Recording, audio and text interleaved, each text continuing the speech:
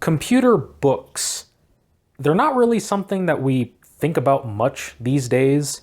Even in the retro computing sphere, I don't think we really give these all that much mind. Usually we just kind of go to the internet for information, even for old stuff, a lot of the time. And that's just how it is for most people. All of these books really just kind of died out. Obviously, these ones have, outdated information in terms of the modern world, but there really aren't any very modern books that are being printed about computers, except for maybe like textbooks for school and probably like study guides for like the A+ test or whatever. But in terms of just general books for the average person or even the more tech enthusiast to read and learn from, learn how to do different things from, learn concepts and whatnot, how to do things, these books just all died out. This is pretty much a dead industry that really doesn't exist anymore, aside from a few examples. But I've collected quite a few of these over the years, more than what's here.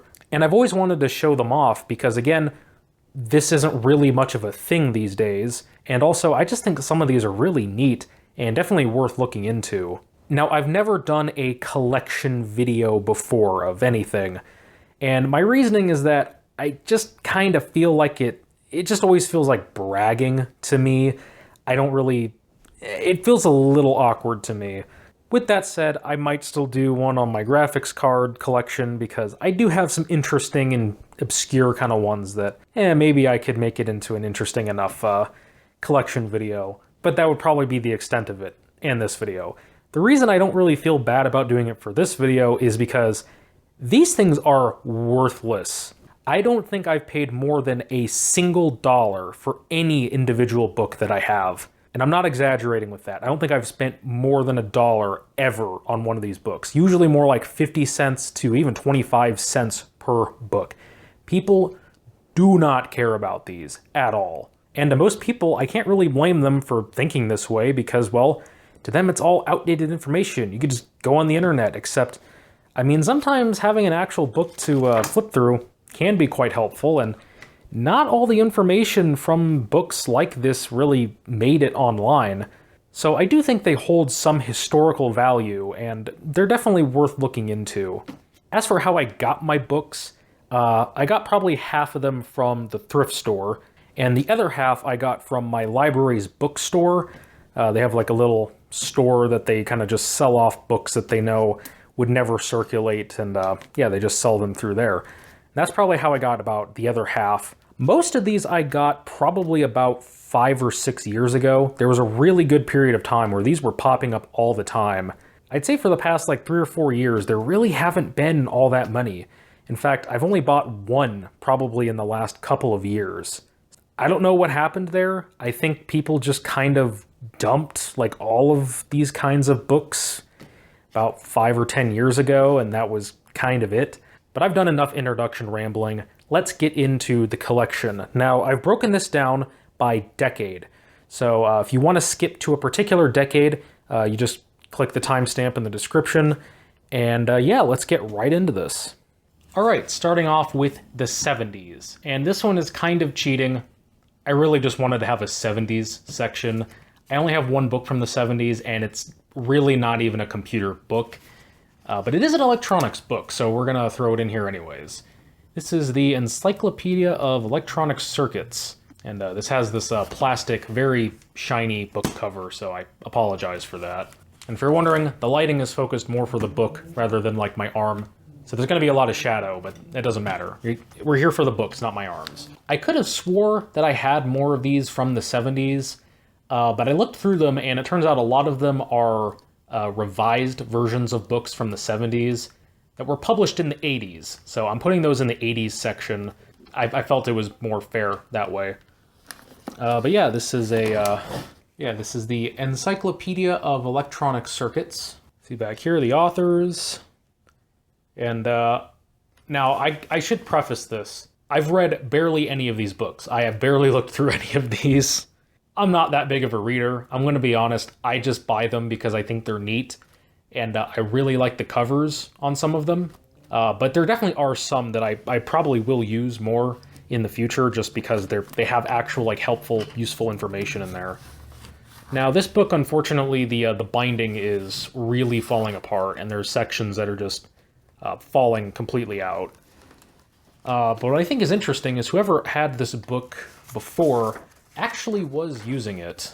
We can see here some sort of schematic and a parts list that was just included with it. This is for a B&K Precision Model 277. I have no clue what this is for, what this does. It's got a lot of potentiometers, which is interesting. A lot of capacitors, including polyester capacitors. I didn't know that was a thing. Silver mica. There's one electrolytic, that's it. There's one electrolytic cap and like 2 tantalums. Those are like the only caps that I actually know what they are. Yeah, this is some really old stuff. Germanium diode, silicon diode. Yeah, this is mostly all an analog thing. Apparently it's powered by a 9-volt battery, I guess. Yeah, I have no clue what this does. If anyone knows what this is, let me know. But here's the, well, at least most of the schematic.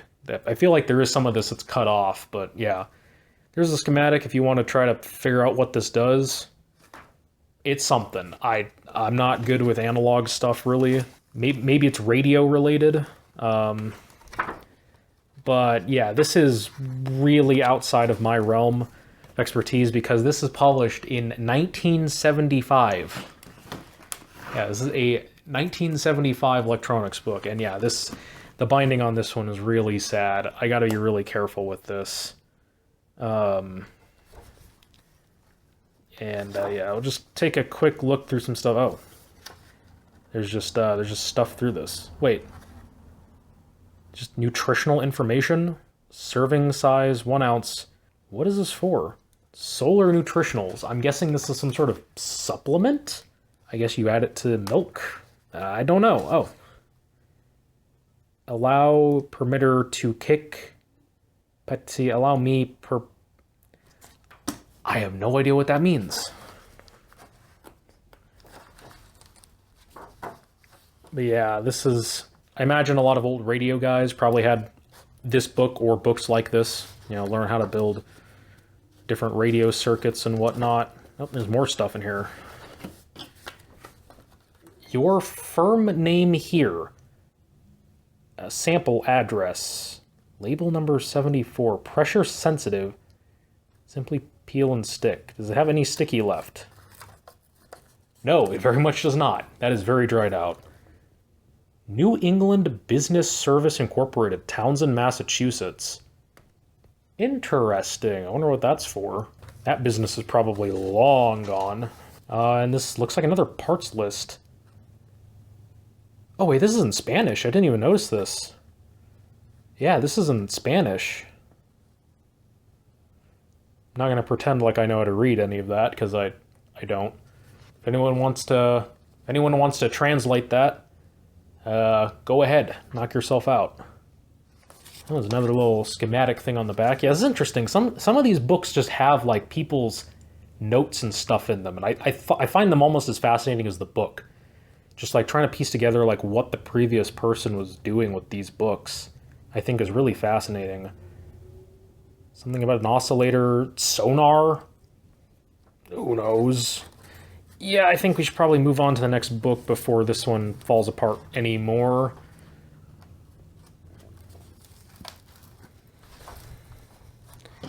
Yeah, I think we're gonna move on because this book is falling apart.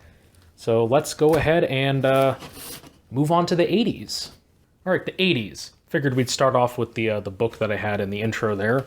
This is Computers and Data Processing, Introduction with Basic by Keith Carver, 3rd edition. This one also has another book cover. This is a paperback, one of these weird plastic covers. I know the lighting on the spines may not be the best, but we got to make do. And this is something that I absolutely love about these books from the 80s. And I think the 80s books are probably my favorites just because of this. The artwork. The artwork on these is wonderful. Some of the most beautiful artwork I've seen ever on a book, as is in these books. Like, it's some of the most, like, just amazing stuff you will see probably today, probably all week even. And I stand by that claim. Yeah, this one's seen a little bit better days, but it's just this front cover, it's kind of coming off a little bit. The rest of the book is mostly together. And, like, also the graphic design inside some of these books is masterful as well. Like, that is beautiful. I don't think you would see that in a modern book. Now, this one was originally 1979, but the third edition came out in 1983. Yeah, so from what I've gathered with this book, it really seems to be kind of an introduction of, like, what computers can and are being used for, you know, at this time, and kind of what you can do with it, and presumably stuff you can do with BASIC. There's a lot of BASIC examples in this book. It's got this, a lot of this is like blue as well, which is nice. It's not all black and white. Yeah, showing you like flow diagrams on like stuff. I don't know. I mean, about compiling different languages, COBOL. Oh boy. Yeah, this one has some amazing pictures as well. Look at this, it's the cash terminal. Yeah. And look at how you insert the money. It's like diagonal, I assume, unless she's putting it in wrong. Which, I mean, old sample photography like this, a lot of times they weren't doing the correct thing. But now, the real star of the show of this book, I think, is near the beginning. Oh, here you go. Here's a Cray. Look at this setup. I want this office. I want this exact office. Probably with maybe a computer that has screen.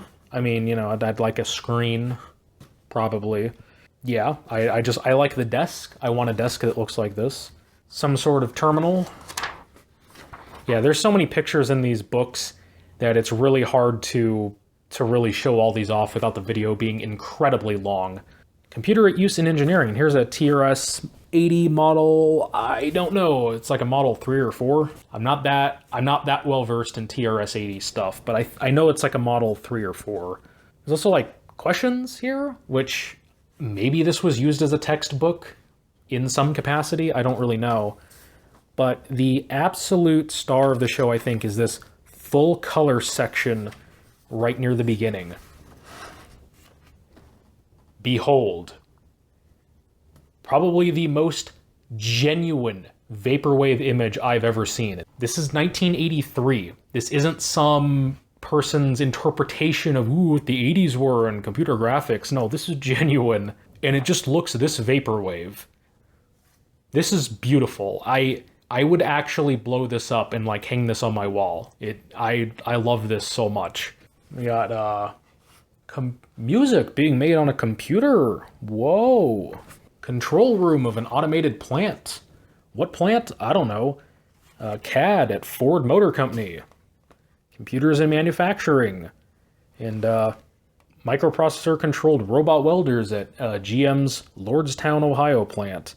They're a little too incomplete for me to really be able to tell. Learning to play better tennis through the computer. This dude's like holding a light pen and like just, what? I don't know how you're learning tennis with this, but dude, like, go ahead, be my guest. Bowling? I want to bowl here. I want to enter my score on this. Dude, these are some of the best pictures I've ever seen.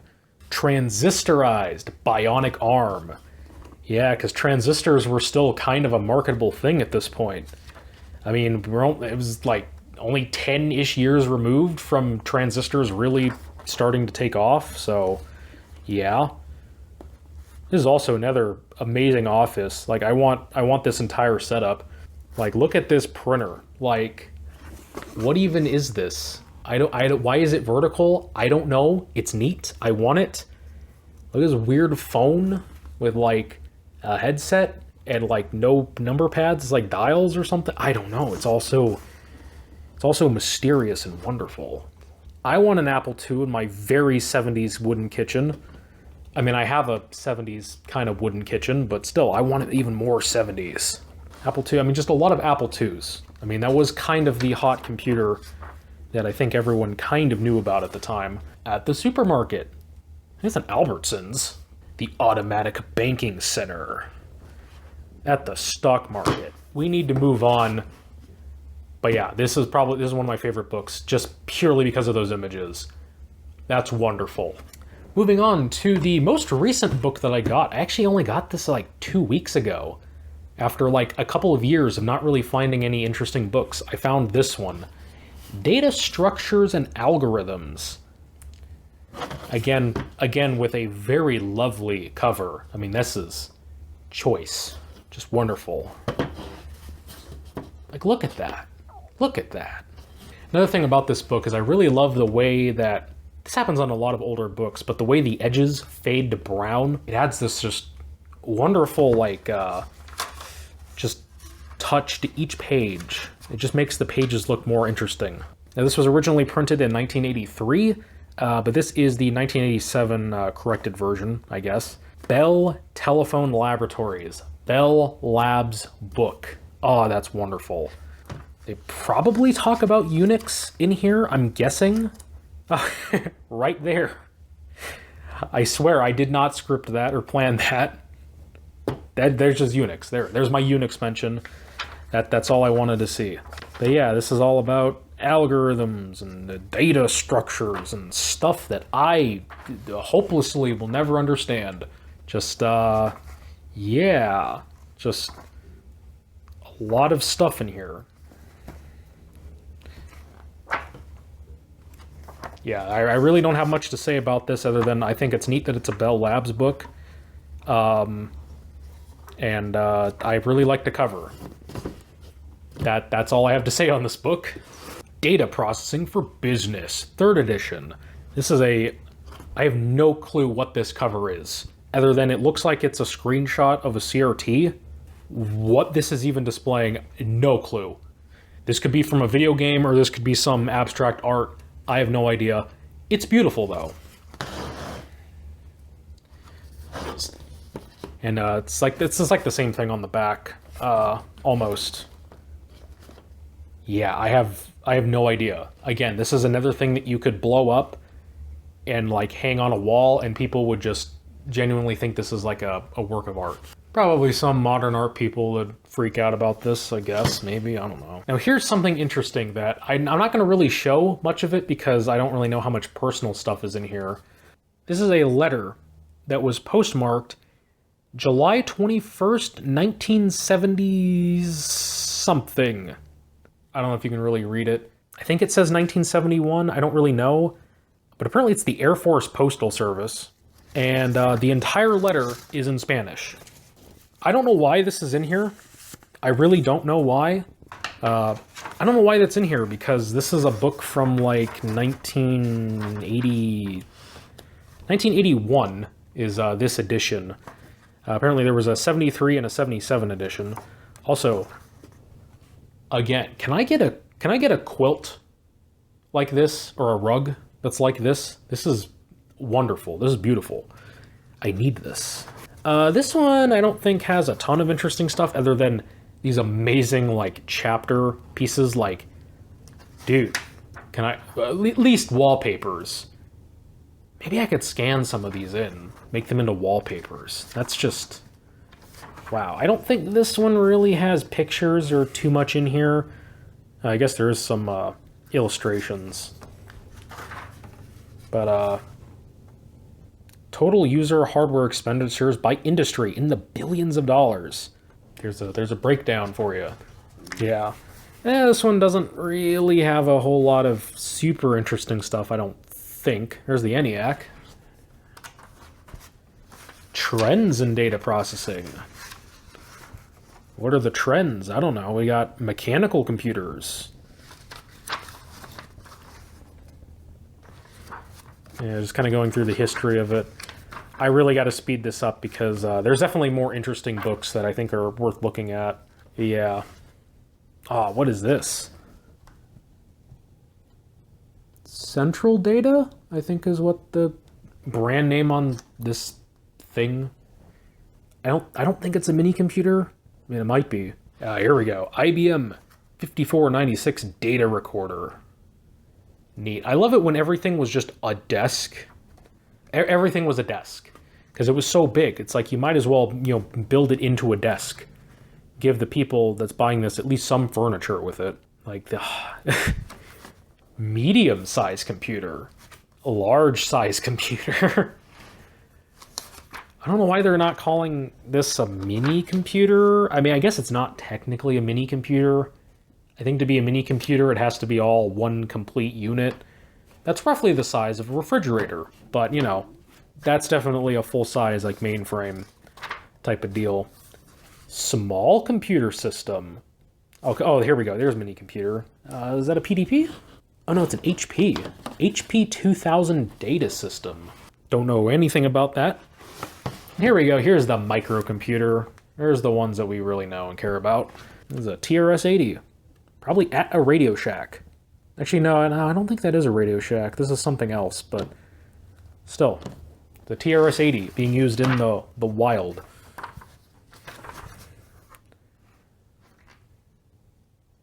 Okay, so I take it back about this not really having that much interesting stuff. This definitely has interesting pictures.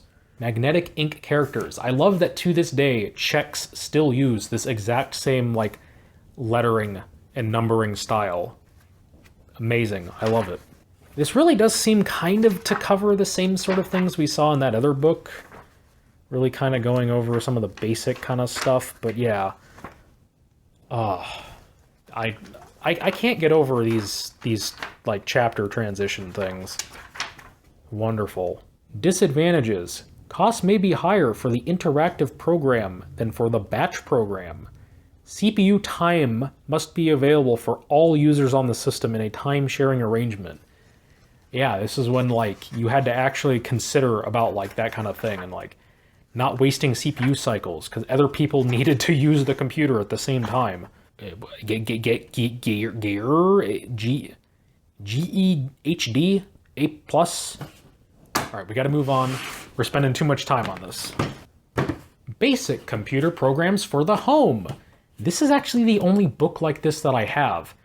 This is just a book that has a bunch of different basic programs with the program listings just printed out for you to type into your computer and presumably save to a tape or diskette so you could use it. And yeah, it was basically just a bunch of software compiled into one book because software distribution back then was kind of complicated. Well, not really complicated, but just expensive. Basically everyone had access to BASIC, but not necessarily everyone had access to, say, a disk drive or a cassette drive. And yeah, sometimes it was just easier for some programs to just kind of make you do the work yourself and save it to whatever format you needed. And also just, these books kind of help teach you how to program in BASIC. I think this book is really basic.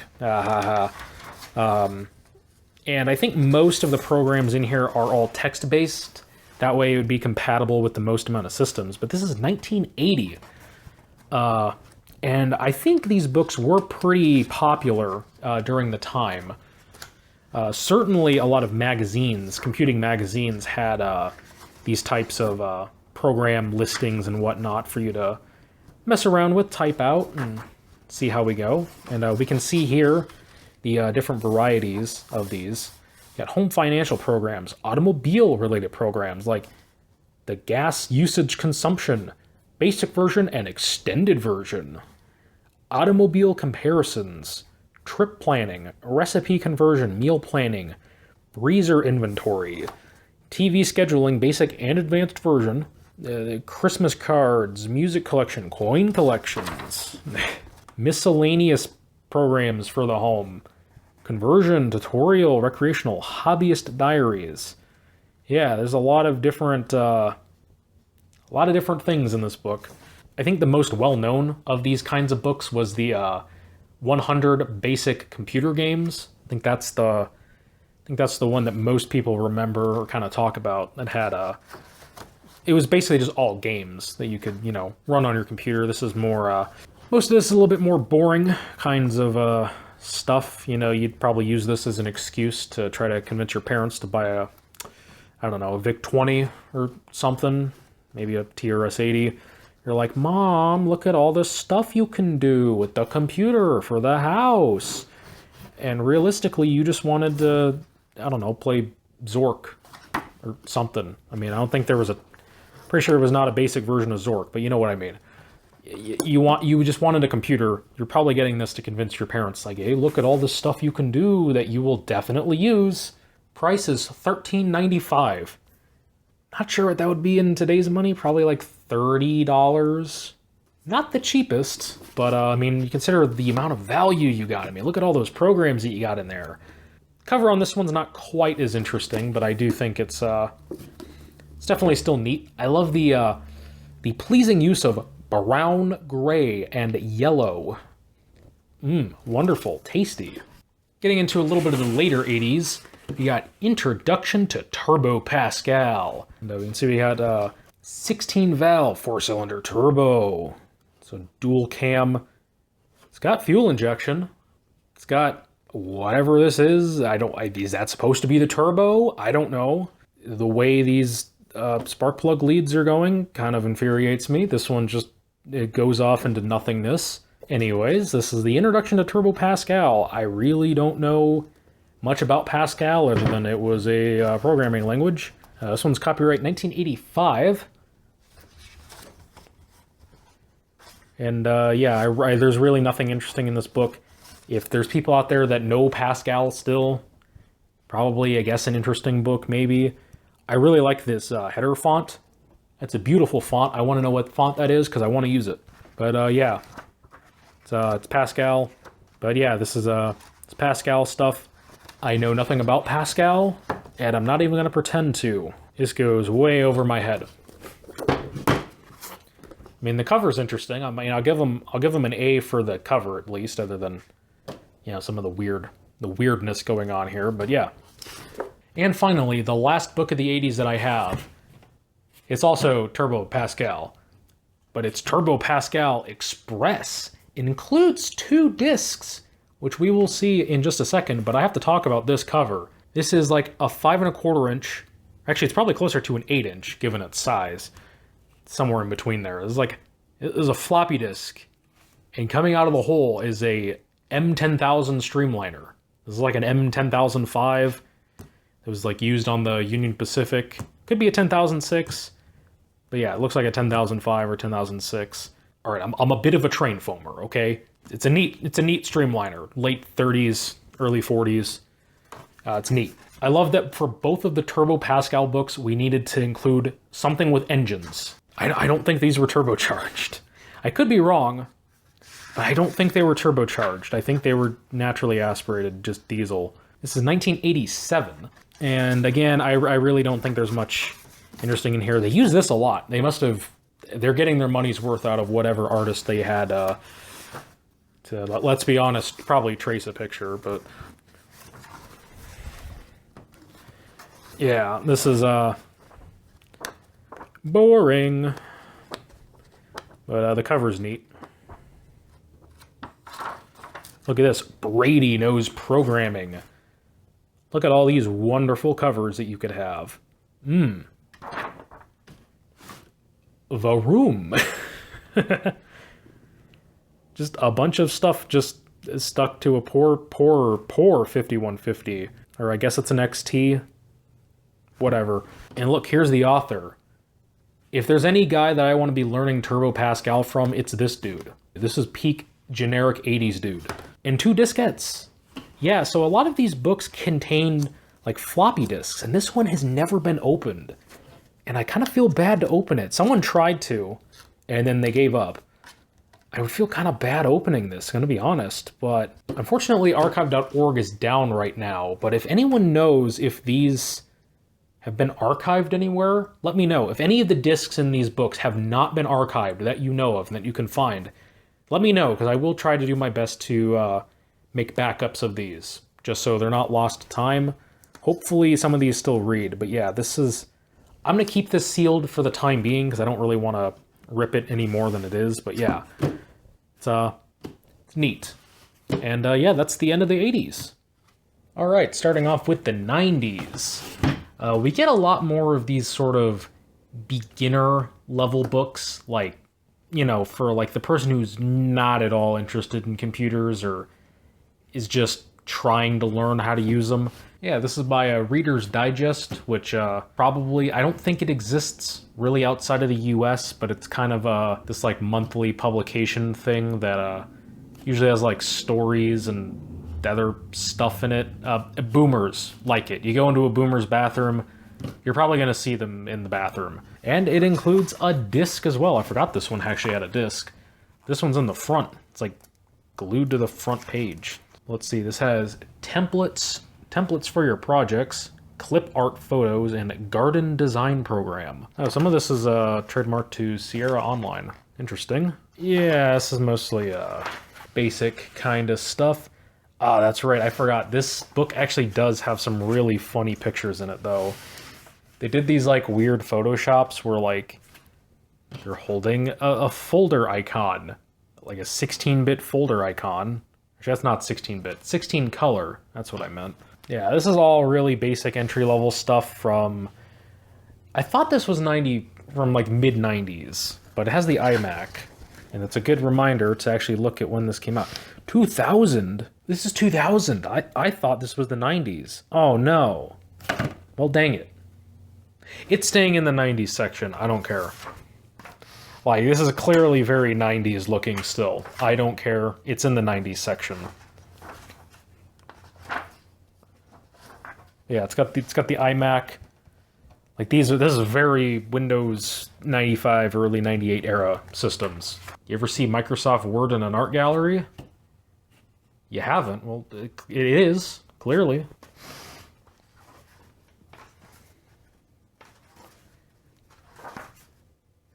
Now, I think the troubleshooting section is the one with all the gold. All the really funny images.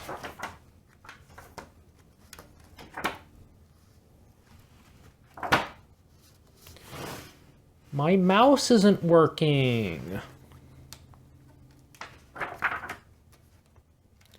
My speakers don't work. Wow, they're actually telling you about sound cards. That's more advanced than I thought they would, honestly. I think if your keys are coming out like that, I think your computer's broken. Dealing with spills. I mean, they're telling you at least how to, like, clean your keyboard. I mean, thankfully it's a rubber dome. If you spilled something in a mechanical, ugh. Speaking of ugh, yeah, your printer's not supposed to do that, but if it's an inkjet, it's probably doing that anyways. We got a Packard Bell. What does your computer think is wrong? I don't know. I wish it would tell me sometimes. With the right information, you can get to the heart of the problem, and in some cases, even replace components to fix a fault yourself. There's a Sound Blaster Live in here, and it has the daughter card for, like, MIDI out, I think digital, like, audio out. They did not hook up the ribbon cable for it. Oh, is this the that one MS-DOS virus? I forget what it's called. I know Danalocked 1 had a video on this. Is that what this is? I think it is, but it's like some weird font I've never seen DOS use. I think that's just like a mock-up. Upgrading your hardware. Yeah, I think by this point your pet is a little bit outdated. Or maybe she's upgrading to the pet. Got a lot of 3D Rage Pro AGP. More than likely, yeah, you probably would have ran across one of those. Those things were everywhere. Is the CD going into the computer, or is it spitting it out at me in defiance? Windows won't start up. Yeah, maybe because you're in Mac OS. Oh, I just noticed. They're running like soft Windows. They didn't lie to me. That feels like such an obscure thing to have in here, but like somehow it's an accurate screenshot. They cared enough, even though it's a Mac screenshot, it is actually running like soft Windows. Maybe virtual PC? I don't actually know this, but it's either like soft Windows or virtual PC. That is neat. Just shove the cursor at it. That'll fix it. The puzzle piece. Got some nice 98 first edition setup pictures there. How to reinstall when Windows won't load. gonna be honest, I don't know if the average person who's buying this, which was probably a little older, probably not as much tech savvy, I don't know if I really would have trusted them to just do a Windows reinstall, but yeah, maybe they can figure it out. Scan disk messages. Ignore them. They're oftentimes useless. Problems with passwords. Yeah, you just click cancel and log you into Windows. And the glossary. All right. Enough of the basic book.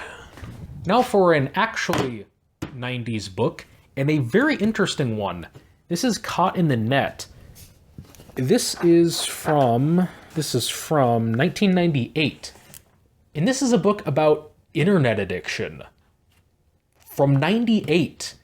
I mean, the internet was only really, like, widely accessible for maybe, like, 3 to 4 years by this point. So the fact that, like, internet addiction was already becoming, like, a thing that, like, people are writing books about and people are taking note of, I think that's really interesting. I think we tend to think of internet addiction as being a much more of a modern thing. The dark side of cyberspace. Twitter. The terminal time warp. Profiles of online-aholics? The faceless community. 4chan. Cyber widows. Victims of terminal love. Parents, kids, and a technological time bomb. Fraternities of netheads. No work today. Everybody's gone surfing. Staying on track. I want to see what the fraternities of netheads are. Is this just news groups? I don't know. I'm reading this. The introduction's not giving away what the fraternity of netheads is, necessarily. Yeah, this is... Yeah, I might read through some of this at some point, just because I think it's fascinating that this was, like, a topic that was, like, already being, like, researched and considered by this point, which is really fascinating. Yeah, I don't know. I don't have much else to say on this, but I think it's neat. The Internet for Windows Dummies Starter Kit. The first Dummies book in here, I actually don't have that many of these. Obviously, the For Dummies books are very popular, or at least were. I think they still are. They're still getting new ones published, I think. I think the first one started out as DOS for Dummies, and then it kind of, the concept branched out into other tech-related things and just general things. There's a For Dummies book on basically any possible topic you could think of. Yeah, obviously, as it says, it's a starter kit. It's not just the book. This one also has diskettes included. This one is from 94. Really? Just 94? So this is really early on then. Okay, well that makes this a little bit more interesting than I thought. Now these guys go way back, the authors. Unix on a PDP-11, Apple DOS on the Apple II, John, an IBM 1130 in 1967. Yeah, so they got some cred behind them. Cartoons at a glance. Chameleon Mail. Chameleon. I've never heard of Chameleon before. Is that a thing, or is that just like a? Is this just a program that they included that they want to get you to use? Archie. I vaguely know about that, but I know it. It's early. Archie was an FTP search engine, if I'm correct. I think installing Internet Chameleon. Yeah, this must be something that they included. What you need: this book, the discs that came with it, computer that runs Windows 3.1. Yeah, because 95 wasn't out yet. 386, 486, or Pentium. 286 won't do. You need 386 mode, unfortunately. At least 4 megabytes of RAM. DOS 5, 5 megabytes, free hard drive space.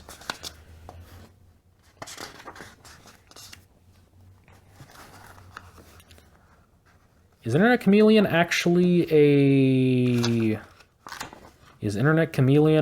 web browser? Or is it just like an internet services kind of thing? I think it might just be more of an internet services thing. Manage, well this looks more like an actual browser. Web surfer. I guess Internet Chameleon's maybe just the package that's that it has in it. I don't know. Yeah, it's a For Dummies book showing you early internet stuff. I don't really have much else to say about it, but yeah, and here's the discs that have also never been opened. Oh, and nope, this one's been opened. Oh wow, there's 2 discs in here. Oh no! Oh, the label came off. Yeah, if these haven't been archived, again, let me know.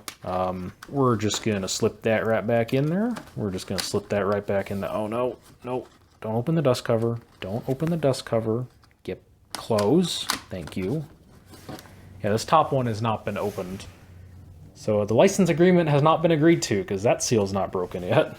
But yeah, that's it's just a little bit ripped, but it's the Internet Dummies starter kit.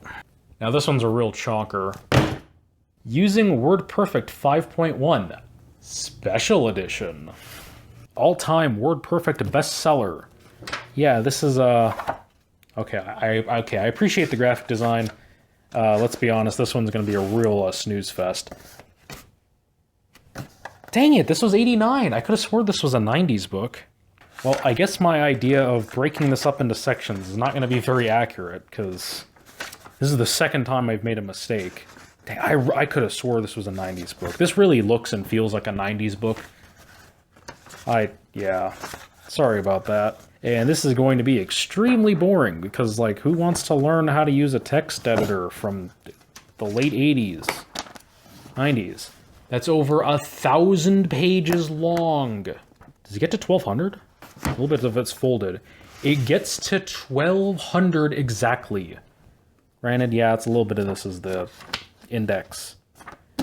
1,200 pages on WordPerfect. You know what? I don't even care. This is boring. Who cares if it's in the wrong section? It was boring anyways. Here's another chonker. It is definitely from the 90s this time. In beautiful magenta and green. Everything you wanted to know about Windows but were too polite, confused, embarrassed, or just plain busy to ask. Tips, tricks, and shortcuts. Undocumented features. Memory management. Add-on products. And it includes a free Windows goodie disk. I actually have not looked at any of the discs. Like, I don't know what any of the contents are on these things, but yeah. Let's see, who's this one? Probably, yeah, 93. Makes sense for Windows 3.1. And it's gonna be basic stuff about Windows 3.1. Just kind of, you know, tips, tricks, how to use it. I mean, yeah, Windows 3.1 is definitely easier to use than DOS, but yeah, there's some stuff in here. Some stuff in Windows 3.1 is definitely a little bit weird. Yeah, it's all in black and white, unfortunately, but I mean, this is a massive book anyways. How many pages does this one go up to? This is at least 1,000. Jeez, it is 1,000 with the index. Jeez. Almost as big as the WordPerfect book. The WordPerfect book was for one program. This is all of Windows. And it's the same length. Oh, that's right, it doesn't actually include the disc. You had to order it. Dang it. And yeah, and of course you'd have to pay for shipping. Well, I guess we're not getting the Windows goodie disk. I'm mad now. Yeah, you send this in, there's no way you're getting your money back. A few fonts and images from the Windows goodie disk. I wanted these fonts. Look at this. OCR font. Ocker font. I want that. I need this. I mean, I could probably just find it online, but still. Fred, you didn't give me my disc. This was $28 back in the 90s. Early 90s. This is at least like a $50 book now, probably. 39 bucks in Canada. Take the advantage of our 30-day money-back guarantee. I think we're 30 years too late for that. All right, let's get the last big, really boring one out of the way. Using Excel, version 5, for Windows. Also by Q. Is this one the 90s? This better be. 93, okay. Well, this one actually has a little bit of color. It's got blue accents, at least. That's nice. It's Excel. I mean, it's probably slightly more useful than the WordPerfect one, to me, at least, but, like, still, it's a giant book about Excel. Like, you can't really make this any more interesting. Like, I mean, at least some of the graphics are slightly interesting. It's bigger. It's bigger than the WordPerfect book. And that's not even the index. It has 46 chapters. It's almost 1,300 pages for Excel. This is $30. This is a lot of money. I mean, it's big.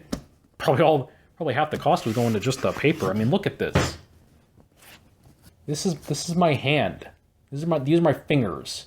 That is a thick book. That is like 2.5 inches thick.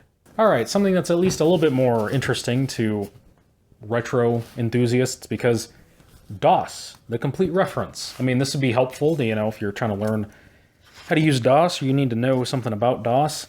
Covers all PC DOS and MS-DOS versions through 3.x. So yeah, this is not a super recent book. This is also 1987. How did I screw this up this badly? I think I'm just going to leave them in their sections, and that'll just be the joke. Maybe I'll edit it and make it like a book-by-book kind of thing, but yeah. I can't believe I could have swore this was a 90s book. I could have swore. It really does look more like a 90s book to me, but... What is DOS? What even is DOS? Yeah, it's all black and white, but I mean, at least it'd be kind of useful for, some things, especially early DOS. Like, I'm more familiar with, like, DOS 5 and 6 stuff than I am, DOS 3 and older. A lot more of that is kind of abstract. They actually gave you a little bookmark strings, though, which is quite nice. It's quite handy. How long is this book? It's also 1,000 pages. 1,046. Not quite as long. How is the complete DOS reference shorter than WordPerfect and Excel? How? It was cheaper, too. It was the 80s. Is this one gonna be the 90s? I don't know. I mean, it's Windows 3.0, but at this point, we don't know. Copyright 1985 to 90. Oh, it's Microsoft. Copyright. What's the book copyright? Oh, that's right. This is actually just written by Microsoft. I forgot. Yeah, so this is actually just like kind of the official Windows manual, I guess. But it's NEC branded. This nice bright red with the old school NEC logo. It's got a little bit of damage, unfortunately, but yeah. It's just the Windows manual, effectively. June of 1990. Yeah, it is 1990. At least this one's correct. Welcome to Windows. Look at all these people not using Windows. They're much happier. So it's not that inherently interesting to at least just flip through.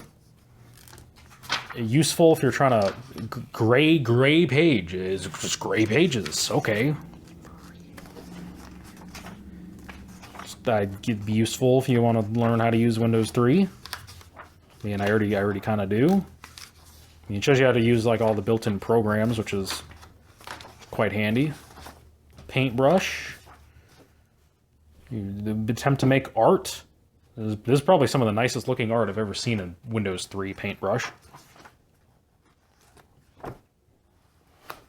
If I remember correctly, I think it's like 640 pages is what the official Microsoft manual is. Yeah, 640 pages, because that was like the whole thing with Windows 3 is like, ooh, we've gotten past the 640K memory barrier. You can finally use your expanded memory. All right, I know for a fact that these last three are actual 90s books, so at least I hope, because this is Murphy's Laws of DOS. Second edition through version 6.2. That came out in 94, so dang it, that better be 90s. If not, I don't know how they time traveled just to spite me. $16.99. Much more reasonable price for a book, I think. And I actually have used this book a little bit to reference some commands when I've been working with DOS, just to look up certain things. I really like this little command like cheat sheet, because they actually tell you in this kind of friendly way like what you want to do. I wanna check my memory. What you gotta type? You type mem. Delete a file? You del, and then the file name. I don't know. I think it's a really nice, just kind of easy to understand way to put it. What's in DOS 6.2 that isn't in DOS 6? No sooner was this book published than Microsoft came along with version 6.2. Fortunately, the changes are so minor insofar as how they affect real people that all of them will fit right here. Yeah, double space. Whole double space, drive space debacle thing. That was a thing. Changes of substance is really not much. Oh, I guess there is differences with the move and copy commands. Work slightly differently now that they actually warn you before you overwrite a file that you may want to keep. Really, that wasn't in DOS 6 or even like DOS 5? I guess I didn't know that or realize it. I mean, I think most of us nowadays, we just kind of use DOS 6.2 and we just kind of forget about the older versions of DOS unless it's like DOS 3 and you're running it on like an XT machine. Error messages you love to hate. I do like this. I do like the way this book is written. It does make it kind of friendly in learning stuff about DOS. Do I really need a mouse? Well, if it's DOS, no. But I mean, if you're using the DOS shell, I mean, you might as well. You might as well just get a mouse. Memory, what you need and what you don't. Getting more conventional memory using DOS 6. Ah, yes. The eternal struggle of not having enough conventional memory. The screen, monitor, or whatever you want to call it. The TV screen isn't working. A gentle guide to software. Yeah, it's just stuff about DOS 6. Yeah, it's just stuff about DOS 6. Ooh, Norton Commander, Norton Desktop. Nice. Murphy's 7 programs that can save your cookies. Antivirus, wow, a lot of Norton stuff. Remember when Norton was like a good company and did like things that were good? SpinRite, Copy to PC. This is a program that worked so well it destroyed its own market. Yeah, it's a backup thing, I guess. That got around copy protection, I guess. Interesting. A dozen Murphy beaters. Don't turn the computer off to exit a program. Type in DOS commands carefully to avoid error messages. Don't ignore error messages when you get them. Always use a surge protector. Yes, do that. Always do backups. You delete a file by mistake, do nothing until you read chapter 3. Yeah, because you can use undelete. Run a virus scanner on all floppies you get from others. Chapter 14 tells us why such paranoia is healthy. Yeah, definitely in the DOS days, you wanted to be careful with that kind of stuff. Because DOS viruses were fairly common, tended to be a little bit more nasty. Sometimes they just screwed with you, but a lot of the time they would actually, just wipe your drive or delete files, corrupt them. All right. Operating systems, design and implementation. And the name Tannenbaum should be quite familiar to people who are familiar with the origins of Linux. You see, Tannenbaum was the creator of a little something called Minix, which is what this book actually is about. Yeah, so this is the second edition, which is from 1997, but the first edition of this book I know came out many years earlier. Yeah, 1987 is the first copyright on here. But yeah, not this specific book, but probably the original version of the book, and of course just Minix in general, and the, teachings of Tannenbaum on how to design operating systems. That was a big inspiration for Linus Torvalds when he was starting to create Linux. Now, of course, there's a whole history on the kind of tension between Tannenbaum and Torvalds, because Tannenbaum made Minix with a microkernel. Linus decided to go with the just a standard monolithic kernel. Tannenbaum really wasn't happy with that, and he was kind of upset that kind of ignored the microkernel philosophy and whatnot. And yeah, someone was actually using this because they highlighted stuff in here. But yeah, this is stuff about Minix. But I mean, who was right and who was wrong? I don't know. All I know is that nobody cares about Minix anymore. It's barely developed. And Linux is being used in almost everything. So, yeah. Yeah, this is just how to use stuff about Minix. How it was created. It's stuff. Quite a fascinating book, just for the historical significance that Minix has, and its contributions to the inspiration of Linux. And if we go back to the back here, Appendix A, the Minix source code. They printed out the entire source code for this operating system. I mean, some of this is index, but yeah, like over 300 pages that is just typed out of the source code. 27,000 lines of just code printed in this book. Now, I imagine this was for learning purposes. You know, I really don't think he expected you to type in this much data to be able to use Minix. I really don't think that was the point of this. But it's just, I've never seen a program listing that's this long before, printed out in a physical thing. That is just crazy. But thankfully, it does actually include the Minix 2.0 CD. And maybe we'll install this someday, because I've never used Minix. I mean, I know it's Unix-like. Yeah, you could see me struggle with Minix. Ooh. Yeah, CD's a little worse for wear. Someone scratched a Z? Someone, like, scratched a Z into the disc. That or it's just a very weird scratch. Yeah, this has a lot of, like, rub markings, probably from it getting, like, shifted around just a little bit and having pressure put on it over the years. That's unfortunate. But this has probably been archived before, I imagine. But yeah, maybe someday I'll take a look at that, try to get it installed and whatnot. But it's a pretty neat book, I think. And the last 90s book is also Linux related, but it's, you know, actually Linux, not just vaguely related to Linux. The Red Hat Linux Bible, and it includes Red Hat Linux 6.1 on CD-ROMs. So yeah, this is kind of an interesting thing. Obviously, downloading an ISO of Linux was really not a thing at this time because, you know, internet speeds were very slow. So you often had to buy Linux in big box form. But in this case, big book form. You basically were buying the Linux manual, but you know, you got a Linux Red Hat with it. It's set on CD-ROMs, but there's only one disc in here. But hopefully that's all you need. Maybe I'll install this one day. I actually have a, oh, one's in the front. Never mind. I actually do have a big box copy of Red Hat, I think 6.2. So yeah, maybe I'll look at that someday. I need to revisit Linux Mandrake. I did a really old video about that, and it was frankly not very good. But yeah, this is just a giant... It's a giant book on Linux.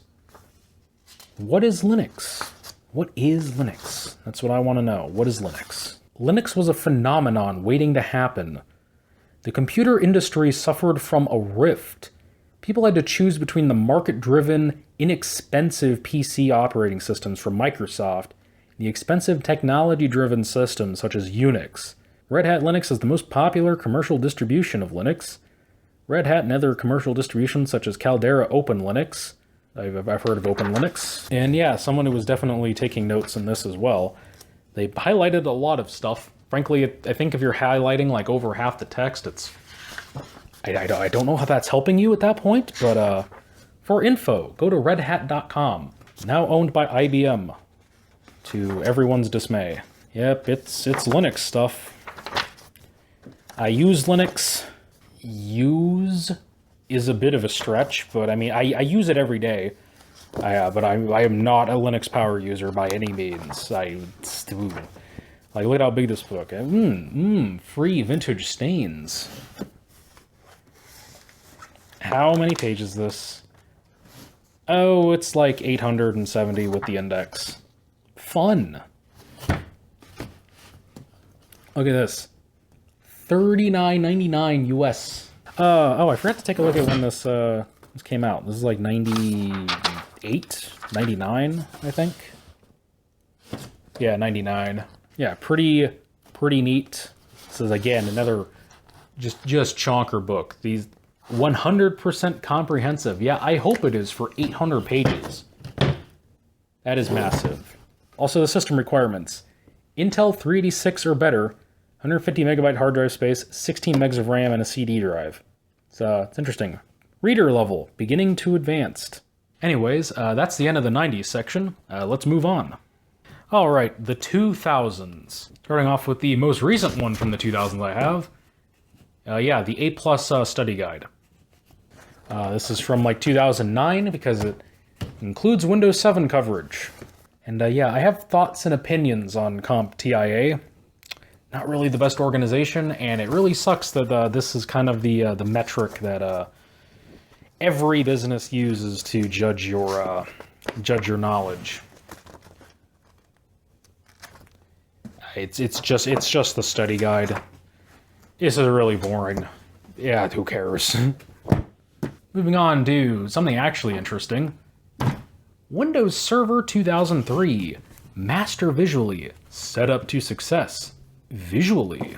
Follow illustrated instructions for setting up server roles. See how to create Active Directory objects and containers.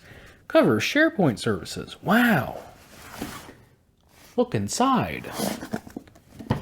Yep, showing you how to use Windows Server 2003. Kind of interesting. This seems to be at least aiming for more of a beginner level thing, but it's Windows Server, but that's interesting. Also, check out this very vintage Amazon sticker. Fulfillment by Amazon. Thanks for choosing Giggle.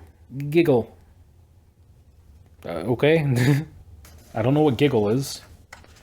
Yeah, and this one's kind of late. This one's 2005. It's a little late to be making a Server 2003 book, in my opinion, but, you know, whatever, I guess. It's got the blue thing going on again. I do like these headers. It's quite nice. I have never used Windows Server 2003, really at all. I think I might have installed it like once. I have never actually used it. I've never really used any of the Windows Server OSs. I messed around a little bit with Server 2000 one time. Oh wait, no, I take that back. I used Server 2012 R2 in high school because our computer lab was a bunch of HP thin clients that would remote desktop into Server 2012. So I have used Windows Server. I forgot about that. I didn't use it a ton, but I did use the computer lab somewhat.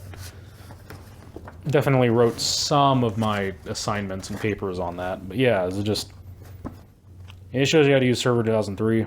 Maybe this will be useful if I get around to messing with Windows Server at some point, but yeah, it's there. I don't really know how to make this interesting. Cover's kind of neat. It's got a bunch of USB. It's got a surprisingly modern-ish Windows logo. I guess they were ahead of the time. You want something that's absolutely soul-sucking? Beginning SQL Server 2008 administration. Oh boy, I've always wanted to learn how to use SQL. Yay, companion ebook available. SQL has its uses, none of which I care about. I've never used SQL. Geez, $45 in 2008. That's still like probably almost like 60 bucks still today. This isn't even that big of a book. Getting ripped off. The Expert's Voice in SQL Server. This is from 2009 as well. It's not even fresh out of 2008. Planning and installing SQL Server. And yeah, wow, this is boring. Yeah, there is no flair to this at all. This is soul-sucking for sure. Jeez. It's just, ugh. All the screenshots are of XP, not Vista or 7. I mean, I'm assuming they were intending you to use this probably on Server 2003. But here's clearly a Vista screenshot. So, I mean, I was proven wrong immediately. Thank you.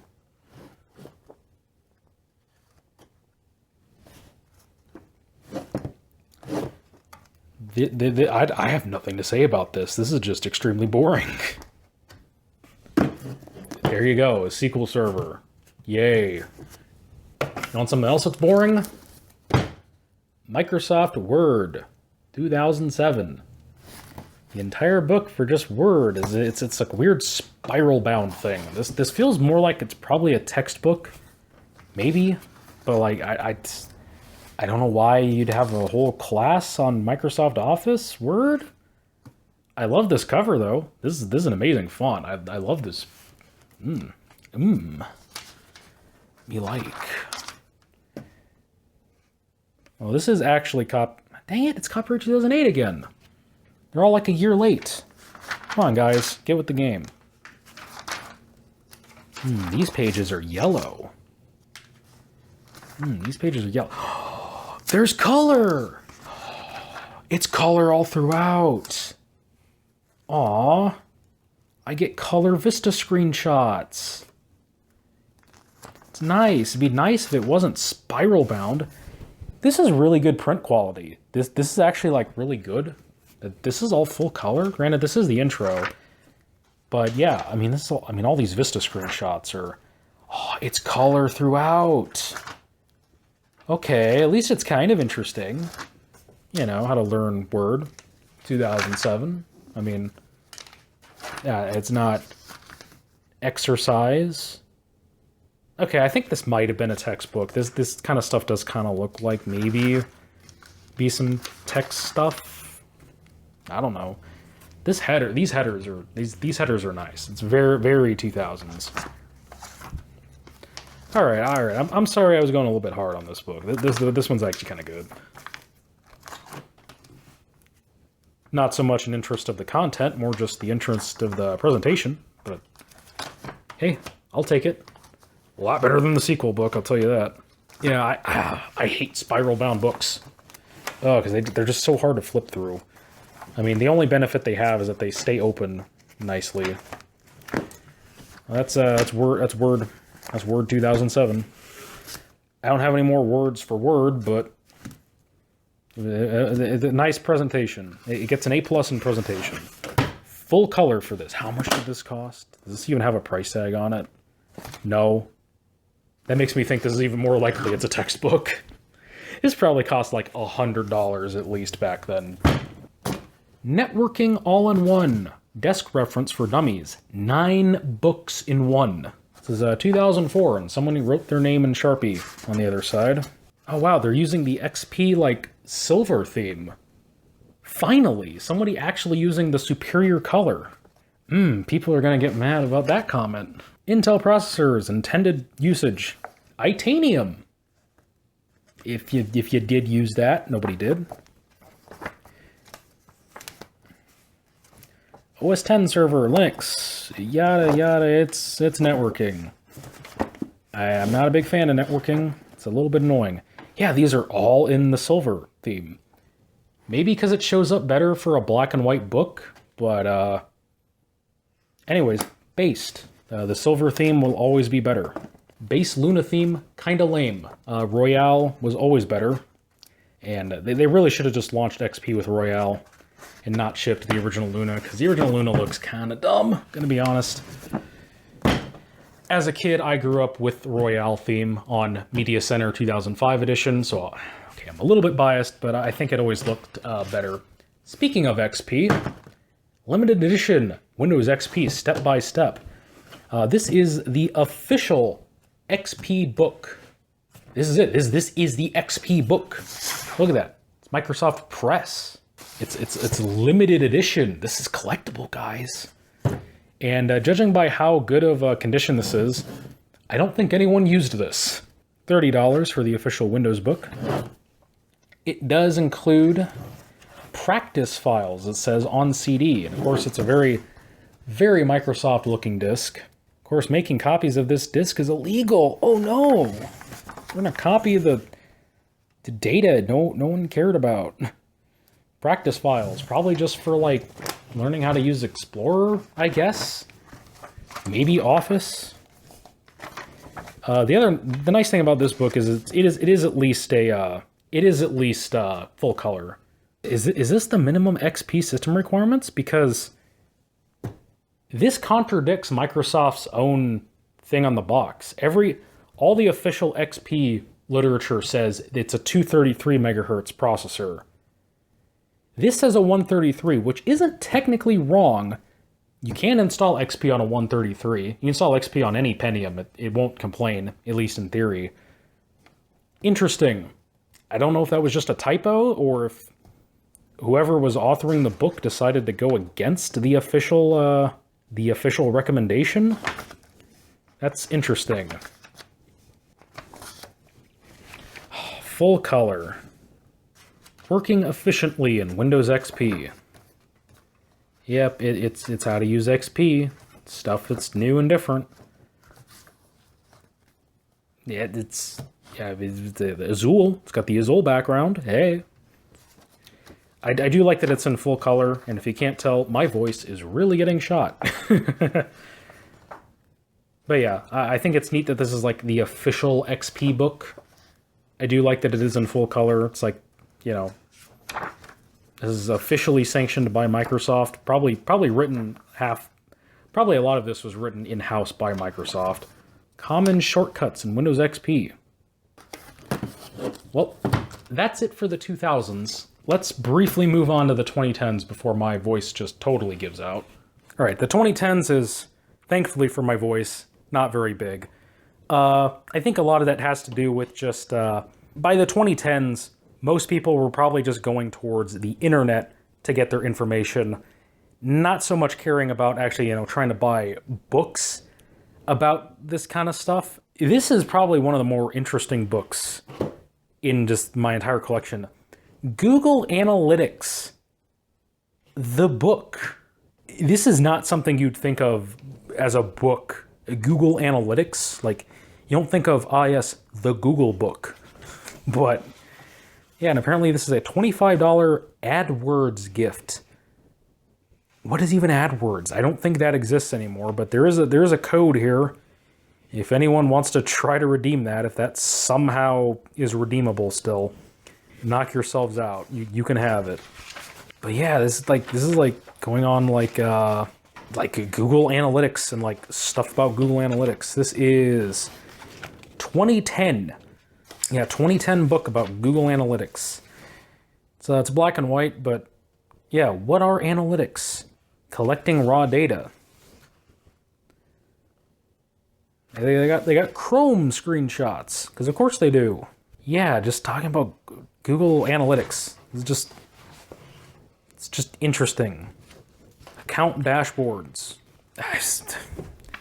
I mean, I guess this would have been useful to have if you were like a web admin. You're trying to figure out Google Analytics, how to, make your site rank higher in search results and whatnot, and find out why people are at your website, what they're coming from, what they're doing, I guess.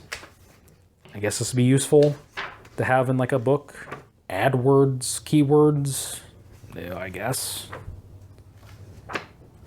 Yeah, just stuff. I don't really care that much about Google Analytics. I don't really know necessarily a ton. I mean, I care about YouTube Analytics, kind of, because, it's kind of what I do, but even that, I don't get super into the nitty-gritty of that, even. But yeah, pretty interesting. I'm curious how much of this would be obsolete these days. I imagine probably the basics are still holding true, but yeah, probably a lot of the really nitty-gritty details have probably changed quite a bit in 14 years? Yeah, this book is 14 years old. Also, the much superior old logo. And finally, the last computer book.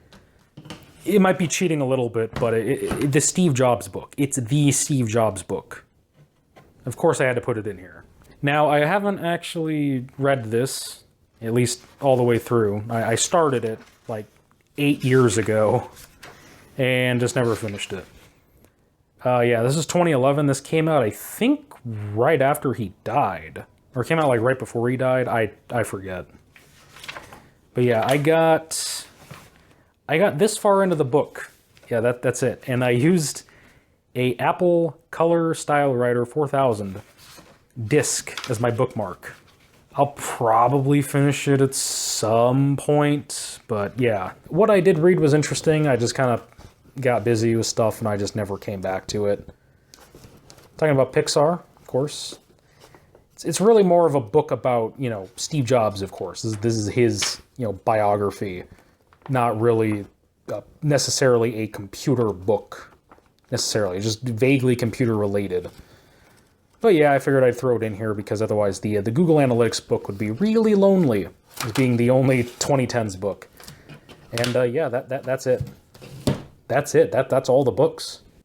All right, well, that's it. That's all the books. Thank you guys for watching this video. I know this was a really long one. My voice is about to give out. I don't really have much else to say, but I've wanted to get this done for a long time. Because I think the books are neat, even though I haven't really read most of them, and frankly, probably never will. But I mean, look at the covers. The covers are really neat. So yeah, thank you guys for watching this video. Again, sorry I screwed up the decades thing. I don't know how I screwed that up so badly, but apparently I did. But yeah, thank you guys for watching, and I'll see you guys in the next video.